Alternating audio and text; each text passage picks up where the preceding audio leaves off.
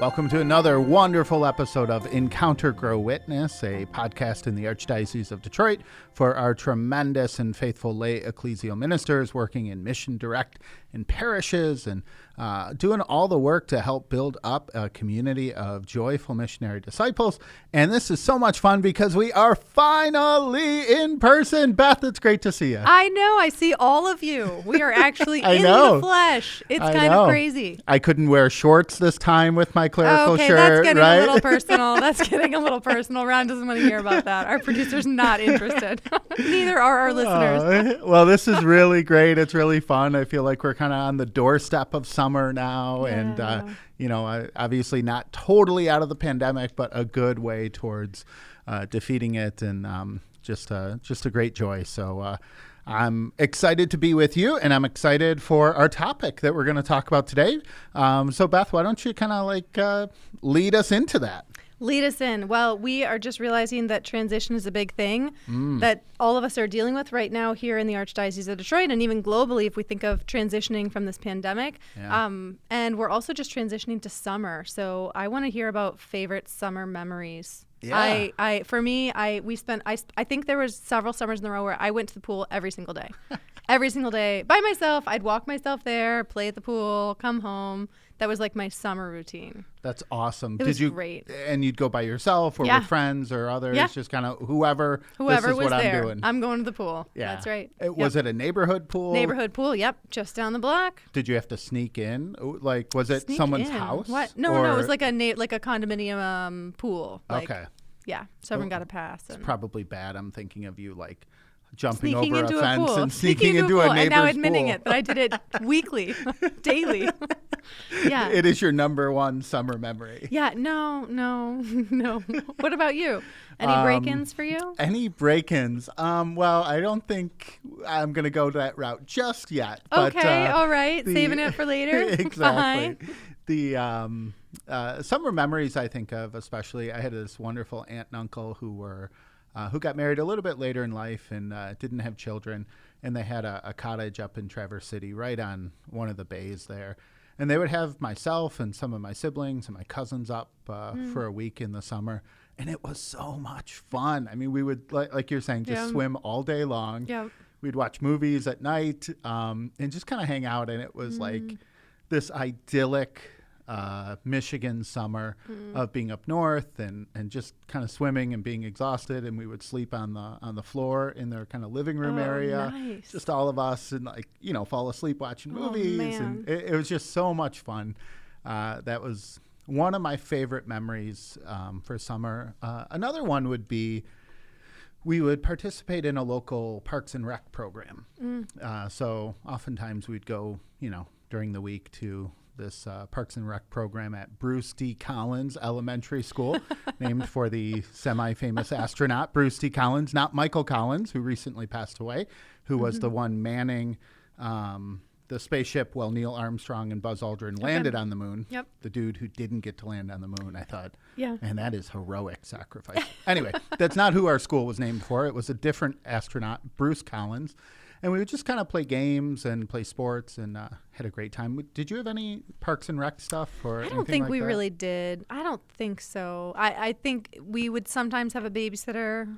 Yeah. And then I remember filling Dixie cups with lemonade and putting them in the freezer, and we would put so many in that you'd open the freezer and they would all come out and spill. So everything was sticky and tasted like lemons. And my mom was so mad. She's like, this is a horrible tradition. So maybe she should have sent us to like a Parks and Rec or something, run us around. We did not have air conditioning for most of my childhood, so it was almost always outside. Hot. And I just loved summers being outside. I think lots of us feel that way. Yeah. Yeah.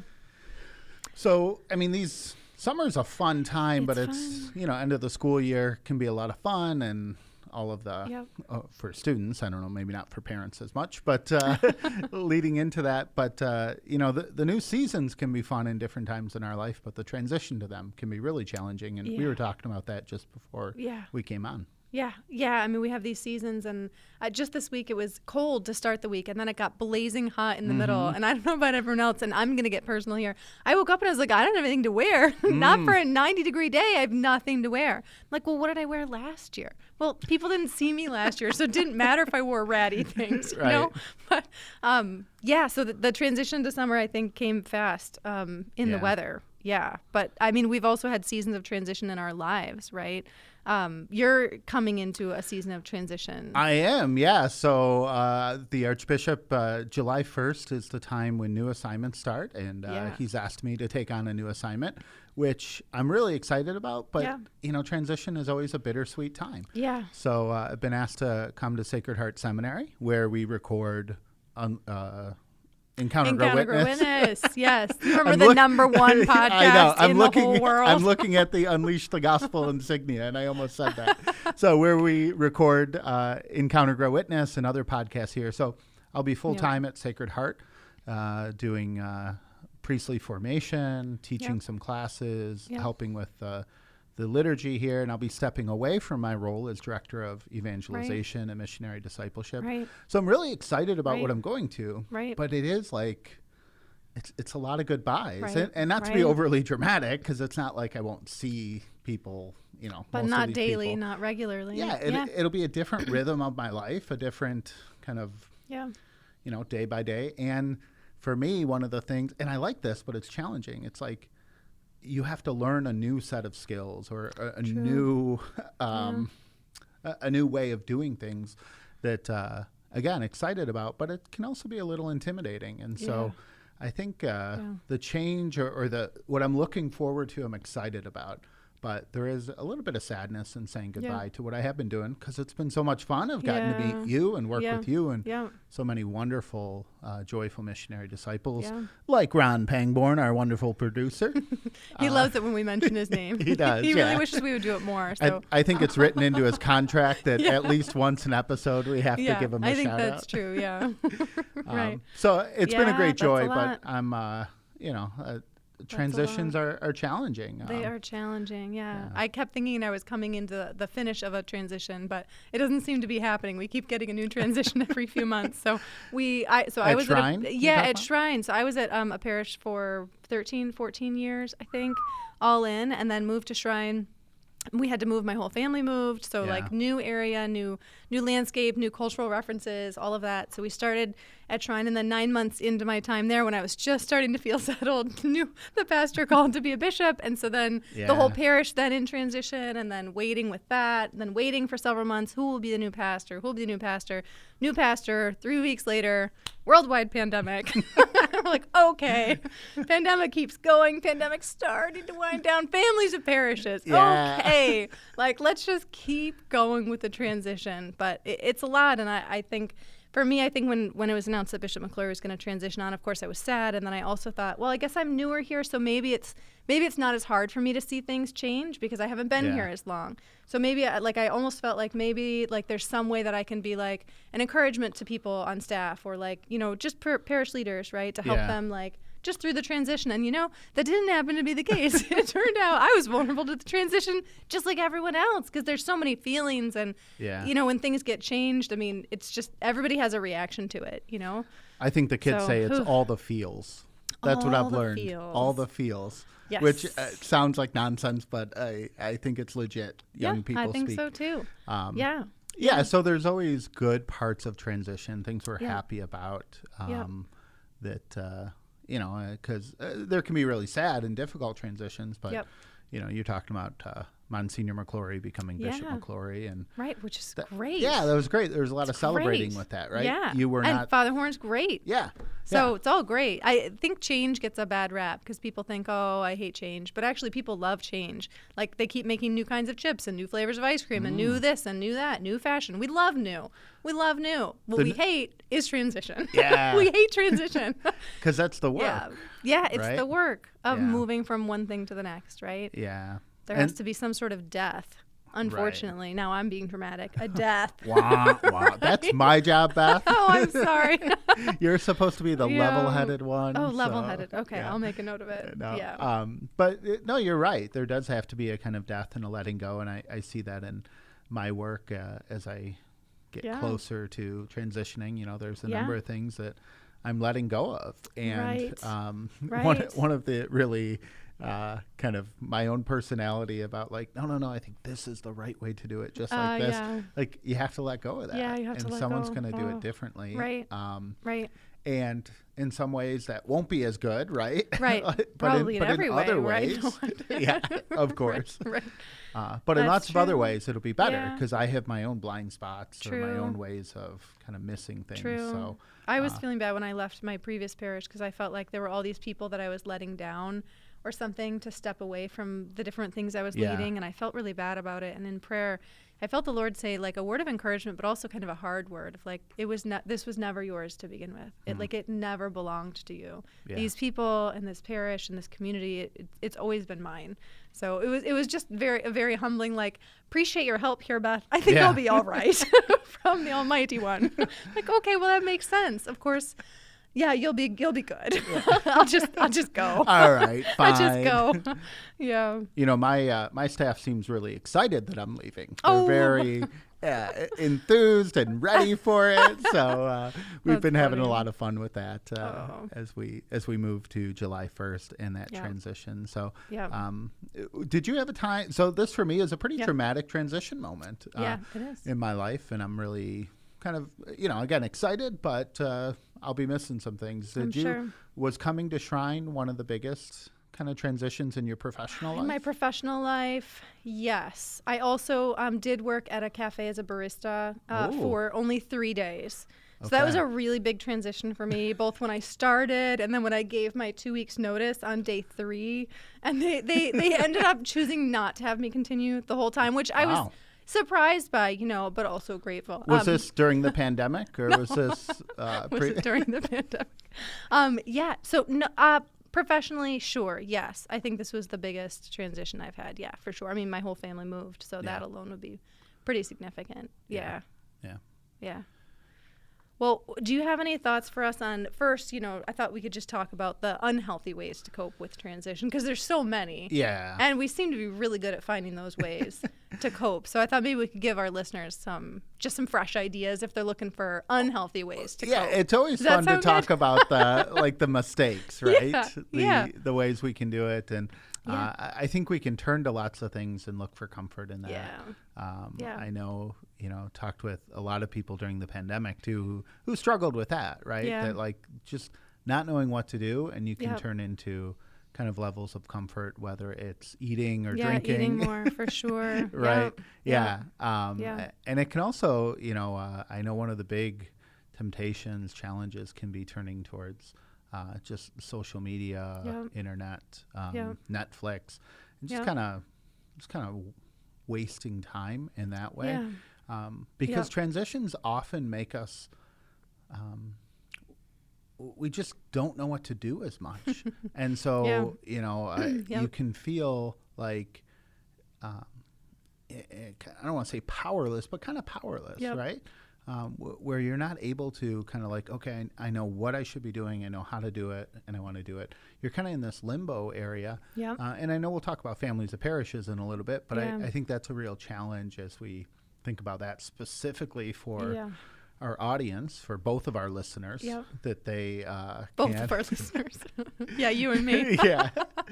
As we think about that. So I think one of the challenges can be turning towards other kind of comforts in our lives that are not good for us. But it can also be just shutting down in some way, where I stop engaging with things that are helping me grow to be the man or woman meant to be. I think part of that shutting down can just mean like we stop doing like all the things that normally we would keep doing, right? Like just even the normal parts of our job and ministries, right? Like, but then people start, we come to a point where like, well, I don't know if this will happen one day, so maybe I should stop, you know? And there is a part of that, right? But at Shrine, I started joking, like when we were waiting for a new pastor to be named, I started joking. I was like, well, I think even when we have our new pastor, we'll still want to purchase Kleenex. So like there are some things that we can really continue to do even as we wait. Because otherwise it sort of felt like everything got put on hold. And then there was a lot of sitting around and waiting, perhaps more than there needed to be. Yeah, and I think in a parish setting, this is where things like Amazing Parish can be so helpful. I mean, a pastor obviously has to be the one that the buck stops with and the one in charge. Yeah. But the pastor doesn't need to be the one signing off on buying Kleenex. That's what I thought. So we went ahead and bought it, and it turned out to be great. Father Horn was glad. That was a bold move. Bold move. Well, the world needs bold leadership. So, when people can't, I think another way that I see unhealthy coping with transition is both dragging your feet and complaining. I think it's easy to do that. There's always something to complain about. It really can fill the time of day. And I know that's, of course, in Unleash the Gospel, of course, that bad habit, complaining. Right? Yeah, and I think you're right to identify that. That's been something on my mind a lot more. Just because there's something wrong doesn't give us an excuse to complain about it, right? Because there's always going to be problems. Right. We live in a very imperfect world. Our leaders are imperfect. They're going to make decisions that we don't agree with 100% of the time. And if our mode is just like, let me find fault with this, or let me highlight the things I don't like, that robs us of the part we're meant to play. Right? Yeah, very true. St. Paul talks about this. I wish my command of Scripture was better, but I bet you know this. Like where he talks about, like, if you judge the law, you're not an observer of the law because you're sitting outside the law and looking in on it. Right? You have to be within the law to really faithfully observe it. Sure. And I think that happens with the life of the church. Like if you want to be a pundit or a critic on the outside, kind of lobbing faults or pointing things out, that's one way to do it. But if you're in there getting your hands dirty, really trying to build up the kingdom, then you're not going to have time to find fault with every problem in the church. Right. Yeah. I think there was a dear parishioner that I chatted with years ago, and she was always bringing these really insightful ideas, but they were also complaints like, why not this and why is that like that? And she had great ideas, but at some point I was inviting her into this committee, and I wanted to know if she could make the switch from kind of finding fault to being part of the solution. So I really had to just point blank ask her, you have great vision and great ideas. Like, what would it feel like for you to step in and like begin to be part of the solution in some of these things, and she had to really think about it. But I think she found it really freeing to imagine, because she hadn't thought that was a possibility, and I think maybe complaining happens when we do feel like we don't have any control, right? That someone else is in charge and we don't like the way they're doing it, and so we just kind of passive aggressively complain, right?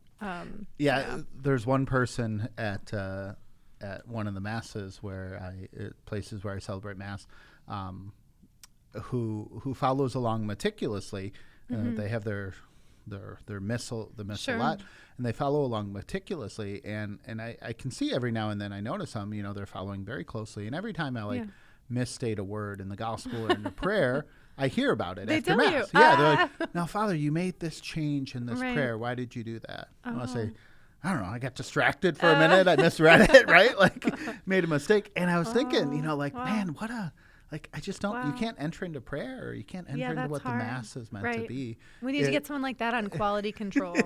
Is there, can she measure the cups and make sure we have enough pens and those sorts of things? That would be a great way to kind of move that into because we do need those gifts, but perhaps they're not as well received as a critique after you've celebrated Mass. Well, and I just think, it's not a way to enter into what God wants to do for us, right? Like, there's a way to say, I want to make sure the liturgy is celebrated reverently and accurately. Right.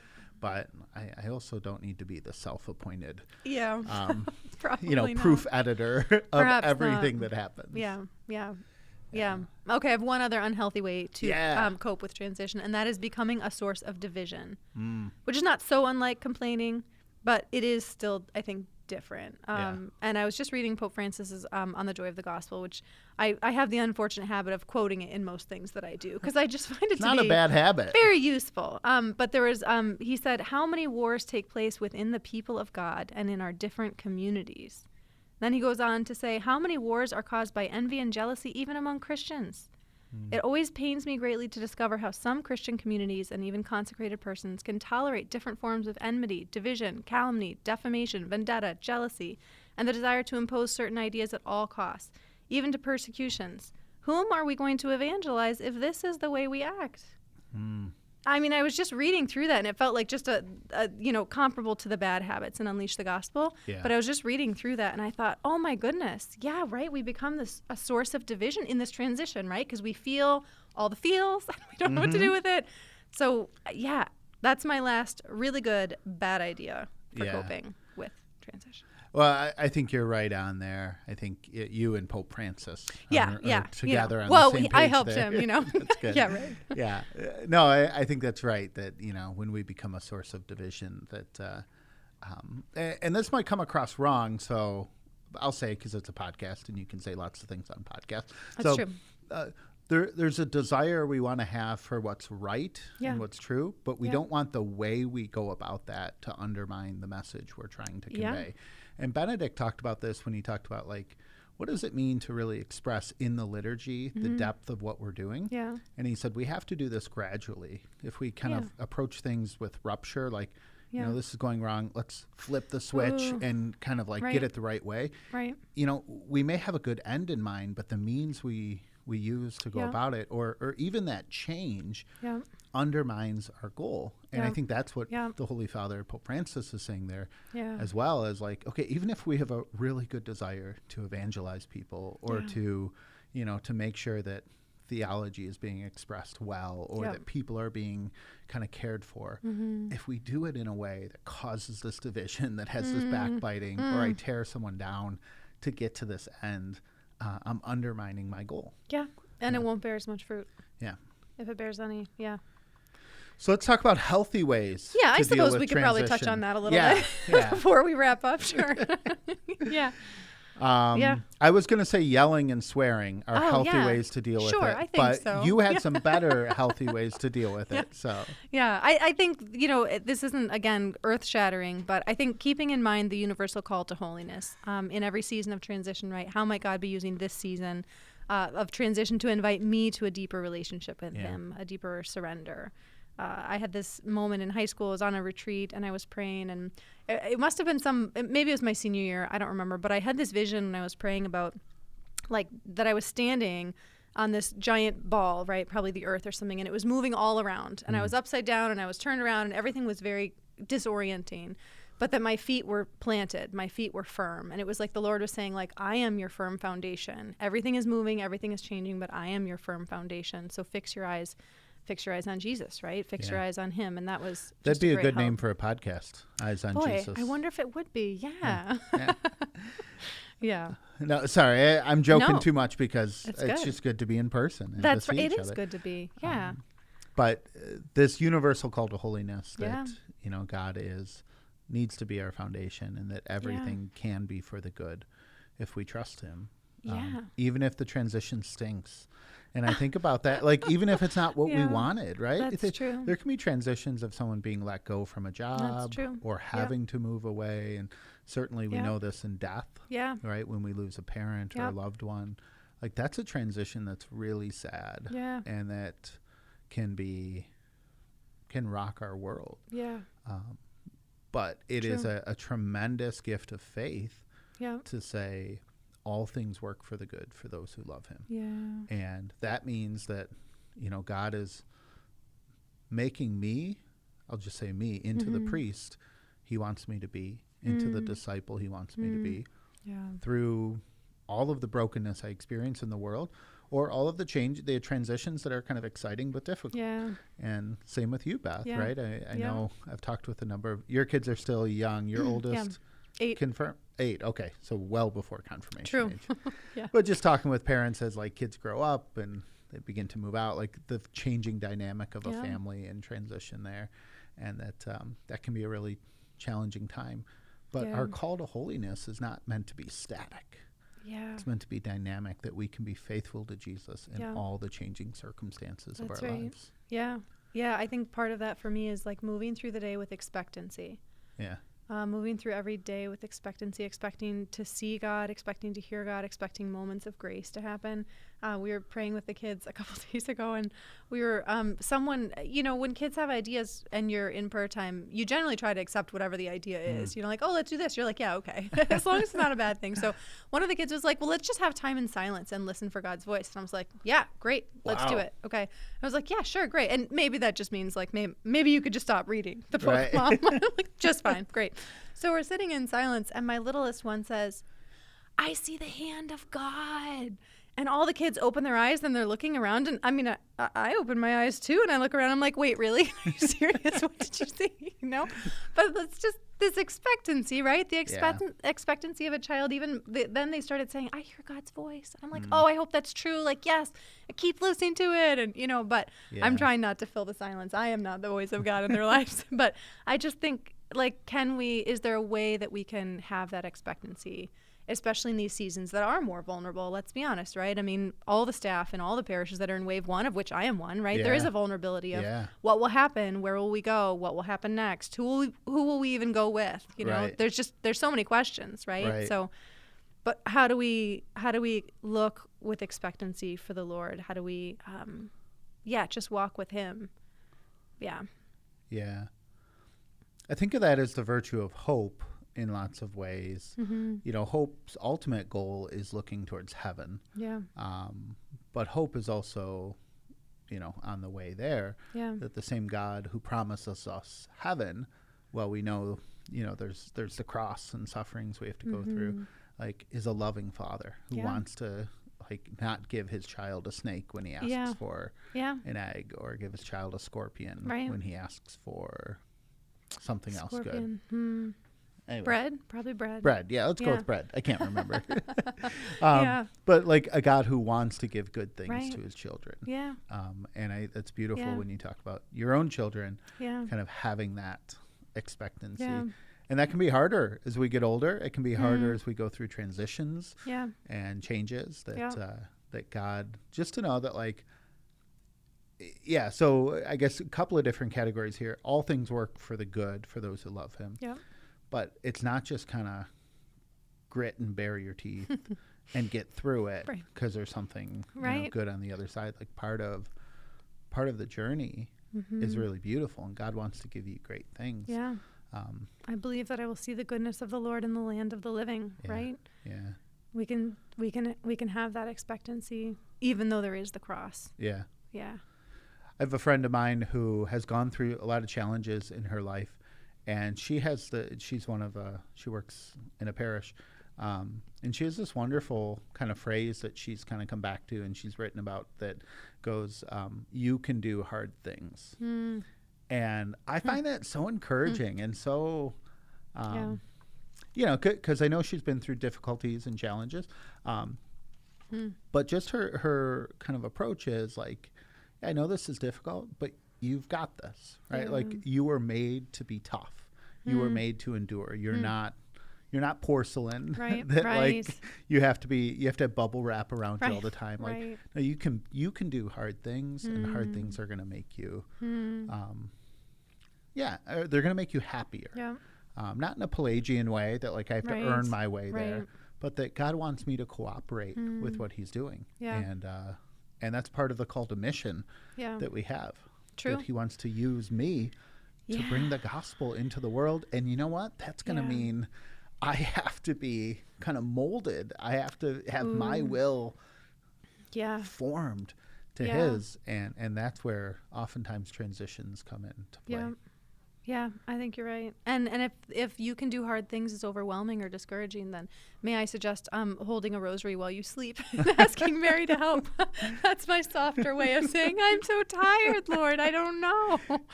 Mary, will you help? I think another way to kind of think about holiness and just transitions is just striving for self-awareness. This feels like a good season, right? Where we can all just focus a little bit more on being aware of ourselves, both like noticing the feelings that we're experiencing, but also like getting to know what are the unique gifts that I have been given, right? Yeah. Because and maybe I'm always seeing every moment as an opportunity for this, but isn't every moment an opportunity to consider, how has the Lord gifted me for this very moment, right? And so even in transition, right? And especially as a lot of us think about our jobs changing potentially, or tweaking slightly, or collaborating more than we have in the past, right?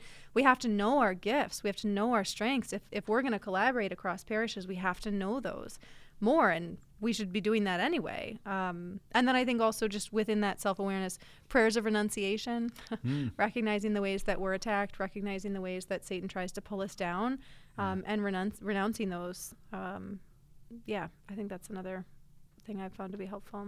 I mean, that's a really good point that you make about keeping in mind that it's a spiritual battle we're in. Yeah. Right. We're not just being asked, so I'll take families of parishes here as an idea.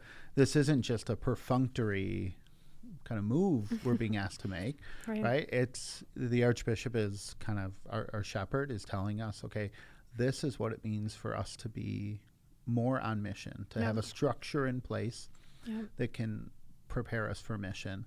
And, this is the grace of the Synod. I'm fully convinced that this Families of Parishes is a fruit of Synod 16. And if we're going to kind of be ready for the challenges of the 21st century, the challenges we're going to see in the years and decades ahead, I think we have to keep in mind the fact that, like, we have the grace of God on our side, and we have enemies, and not everyone who disagrees is a tool of the evil one. Right. Certainly not. Yeah, but there is a spiritual calculus to this, right? Yeah. Like, Jesus's victory comes through the cross.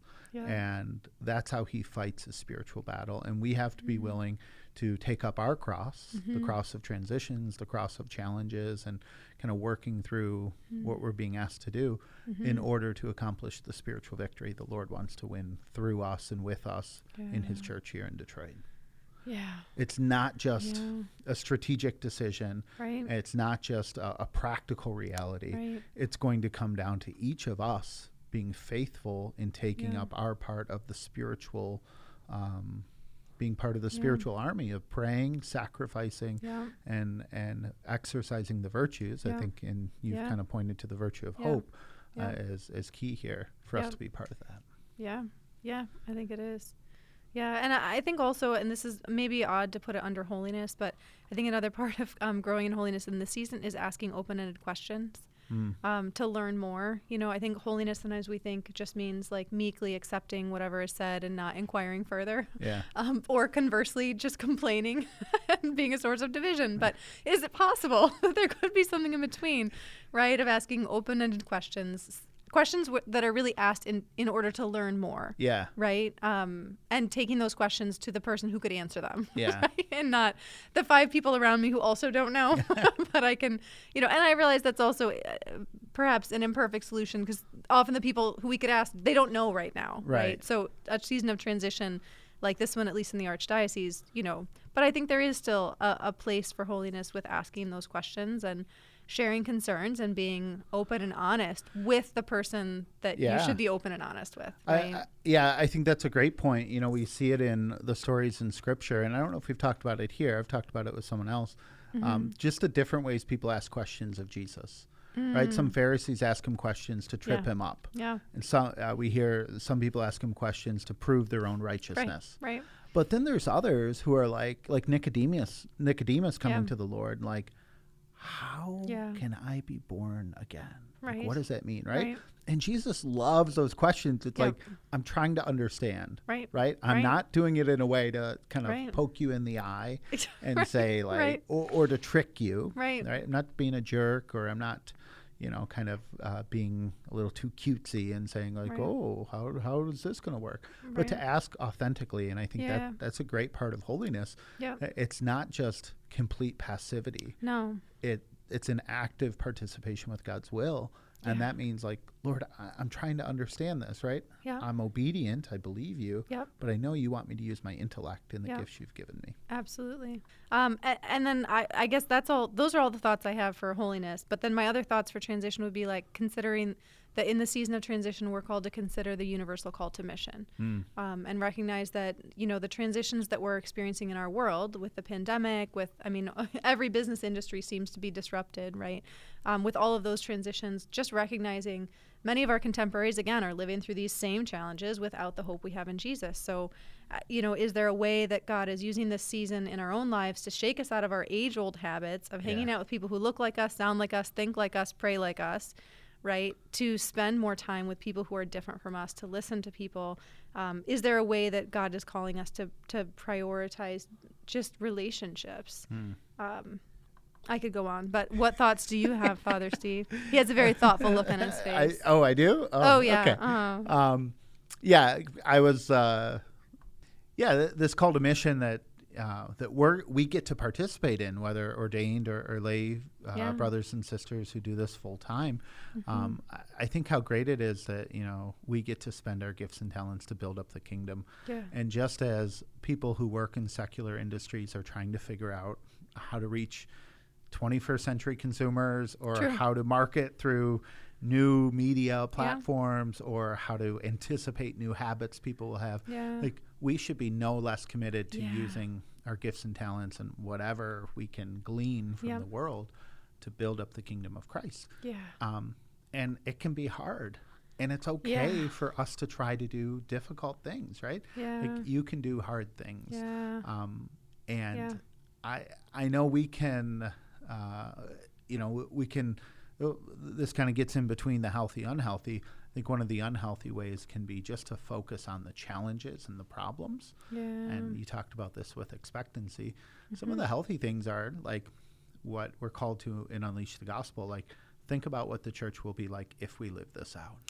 Ooh, right? So think about what successful mission is. Right. Not just for the world to come, but for here and now. And I think that encourages me, and I think can encourage many of us, instead of just saying, okay, the transition, the difficulties we have, like, here are the list of problems.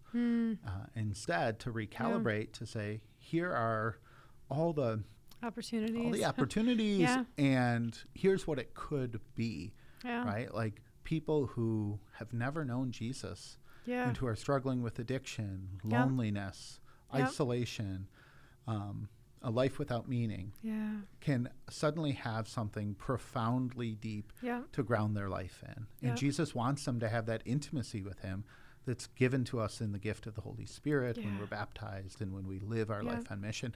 And you and I, Beth, and all of our wonderful listeners here in the Archdiocese of Detroit get to be part of that.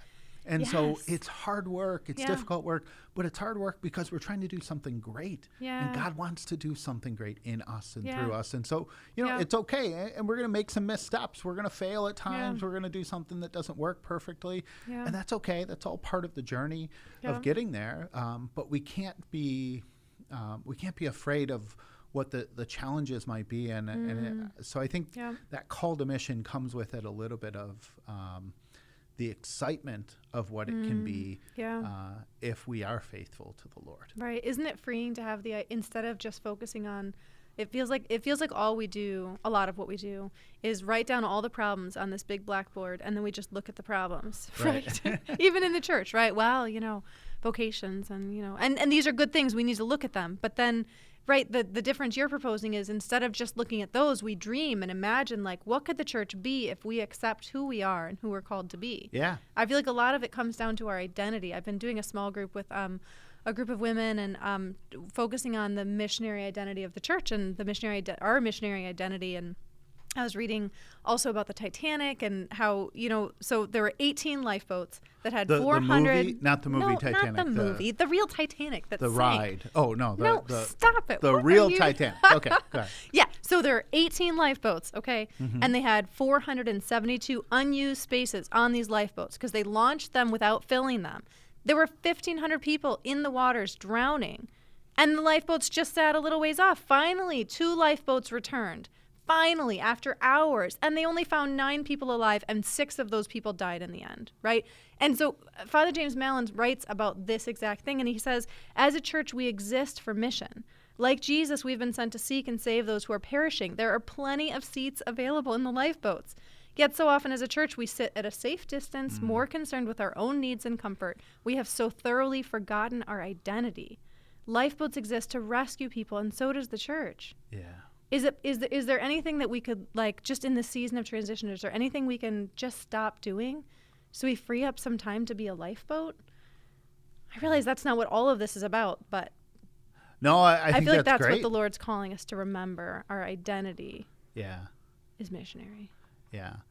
And when we get caught up in the unhealthy habits, the unhealthy practices, we use up a lot of time and energy and resources with that, right? So complaining is a problem because it drains the life out of you and it drains the life out of other people. Yes. And there's times when we do have to look at the problems and evaluate and say, do we need to do this?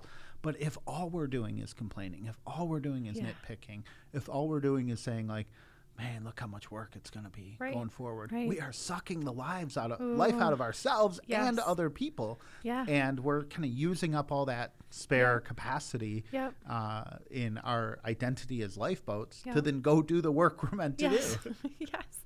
Very true. All the energy is gone. So tired. No energy left. There's a podcast I listen to very sparingly called Hidden Brain on NPR. And they talked about how people make bad decisions in crisis. And they said because you're not thinking straight. And this also talked about, like, they were talking about cycles of poverty that can happen.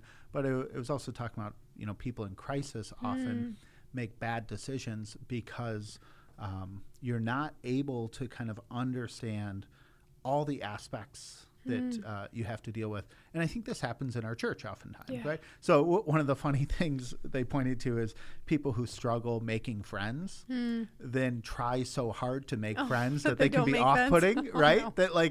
That kind of, you can feel desperate and that can be off-putting to other people. Yeah. That can apply itself in lots of different ways. And I think as a church, that can be a challenge sometimes too, right? We look at all the problems we have and then we just get stressed about all the problems instead of saying like, no, we need to, like, there are solutions, we need the virtue of hope, and we need to start making progress.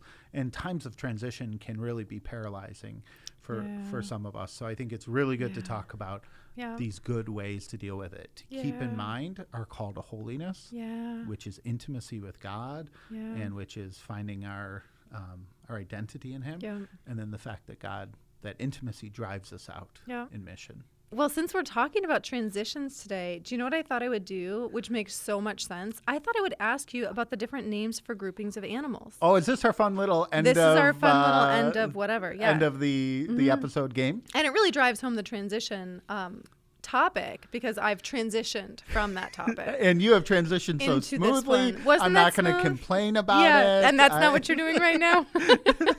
All right, so passive-aggressive complaining can be a very helpful way. I see what's happening there. Oh, can it? Really helpful? Yeah, all right. Well, he's talking a big talk, you guys. He thinks he's going to get all of these right. So we're going to go ahead and start. All of them plus one. Yes, that is what you said. All right. So what would you call a group of bats? A group of bats is called a... I thought this cavern was an easy one. Of bats. A cavern? What is that? No, a colony. A colony. Or a cloud or a camp. So I can't give you credit for any of those. I got the C right. I think that's half credit. I'm calling it half credit. Half credit. Okay. Well, I'll do another easy one for you then. Bees. What would you call a group of bees? A hive of bees. That seems like it should count, but they're saying a swarm. So. A swarm? Yeah. That's right. A swarm of bees. Okay. Okay. What about buffalo? A group of buffalo. It's a herd of buffalo. A herd. It says a gang. What are you on? Are you on like British expressions for animals? You gave me permission to look this up, and I don't have to say what source I'm looking at. Is this like the Australian version of this? No, it is not Australian. I really don't think, but it could be. A swarm of bees. Yeah, a swarm of bees. Awful, that's right. Awful Australian accent. Yeah, okay. A gang of buffalo. I feel like I would just say buffalo. If there was a group of buffalo, I would say, look at the buffalo.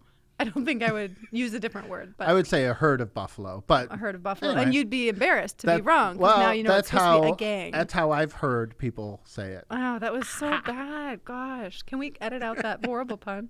All right, let's see. How about a group of fish? A herd or a school. There you go. Fish. All right, he's on the board, folks. That was like the T-ball version of it. Okay, this one's I've never heard of this. Jellyfish. A group of jellyfish. Oh. That's called get out of the water. That's what you call it. Yeah, it's called your toes. Make an act of contrition. Yeah, I think so. Give me the first letter. S. A. You want another letter? I'll give you another Sure. letter. SM.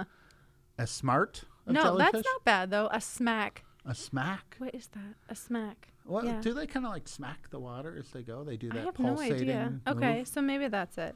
I Yeah, don't these seem hard. I'm gonna give you another one. Turkeys. Well, I we know. talked about this I before know, we came which on, I'm giving you and an I thought it was a opening. gobble of turkeys. Yeah. And now I'm trying to remember See?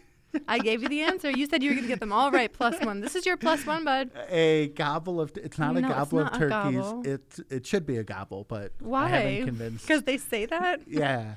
Is a group of cows a moo? Is that right? I don't think so. Wow. I don't think so. I am getting a lot of shade here.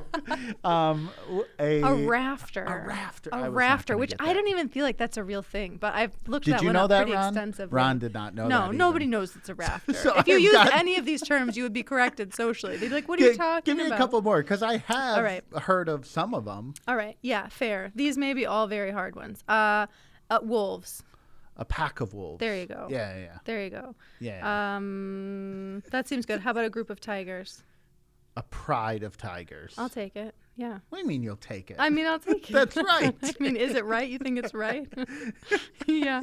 They're calling it a streak. Like she's giving out of her large ass. I shall allow that. I deign to It says call that here- a correct answer. It says here a streak of tigers. See, you I'm are just on some saying. No. Australian, I have switched sites. These British, are all the same. some No. Icelandic version of this. No. Well, folks, perhaps next time, if you'd like to tune in again, I will be humiliated next month with our closing quiz. I'll get to quit. You did much better on cheeses than I did but they on were a little animals. easier, perhaps. But Yeah, that's you okay. came in strong. I felt like you had studied this up. I don't know. Well, folks, thank you for being a part of our podcast. Transitions are hard, but the Lord has good things for us in seasons of transition. Right? He speaks. Amen. He is near. So let's walk through these seasons of transition with expectancy and look to see where He's moving in our lives. Thanks for tuning in for another Encounter Grow Witness podcast. Please be sure to like and subscribe and share this with a friend. We'd love more people to be in the conversation.